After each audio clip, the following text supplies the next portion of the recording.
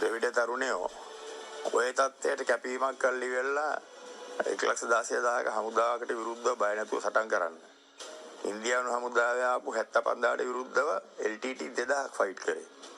ඒ මානසිකත්වයේ තියෙන කට්ටියක් හදන්න පුළුවන් නම් එතකොට සහරාන්ට පුළුවන් වුණා නම් සහරාන් කියන්නේ කවුද? කවුද යා නියෝජනය කරේ? නිකන් කල්ලියක් හදාගෙන.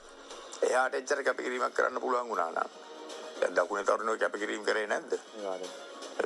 මැරෙනවා හමුදාවට අහු වුණොත් වෙඩි තියනවා ඔබ ඝාතනය වෙනවා කිය දැන දැනත් 65,000ක් වෙනකන් ඒගොල්ලෝගේ මොකක් හරි ව්‍යාපාරයක් ගෙනිච්ච නැද්ද?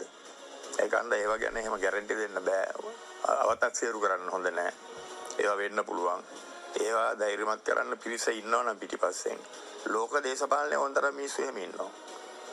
ද්‍රවිඩ තරුණයන්ට මුදල් දීලා නැවතත් ඒගොල්ලන්ට ඔළුවට දාලා විස බීජ දාලා ඒ පෝෂණය කරන්න ලෑස්ති ඩයස්පෝරා එකේ කොට්ටාසයක් ඉන්නවා. ඔක්කොම නෙවෙයි. ටික දෙනෙක් ඉන්නවා. ඒකද ඒගොල්ලන්ට ඒ රටවල වල පවතින්න පුළුවන්. මේක විකුණ තමයි මේක මාකට් කර ඉගන්නගේ තුවාලේ වගේ.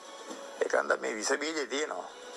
අපිට මෙහෙ ඉඳගෙන නිකන් රිලැක්ස් එකේ ඉන්න බෑ. දැන් ප්‍රභාකරන් ගියා. ප්‍රභාකරන් 1975 පළවෙනි වෙඩිල්ල තිව්වේ. පළවෙනි මරාගෙන මරණ ප්‍රහාරය එල්ල කරේ 1991. ඒතර කොච්චර කාලයක් ගිහිල්ලා හරි අන්තිමට 35000ක හමුදාවක් හදාගෙන අපි 4 වෙනි ඊළාම් යුද්ධ පෙරදුනා නම් අනිවාර්යයෙන් මේ වෙනකොට ඊළාම් පීටල ඉවරයි.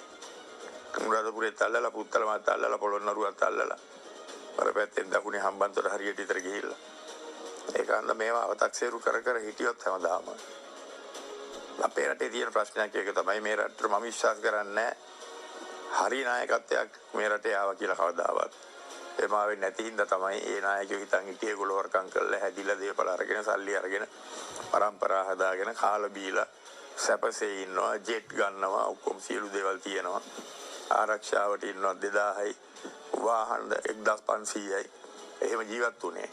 නමුත් මේවා ගැන කවදාවත් උනන්දු වෙන්නේ නැහැ. ලෝකේ දියුණු රටවල් වල නායකයෝ මේවා ගැන උනන්දු වෙනවා.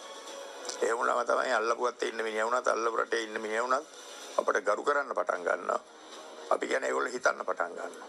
ඒගොල්ලෝ දකින්න සමහරවිට අපි අභියෝගයක් කියලා.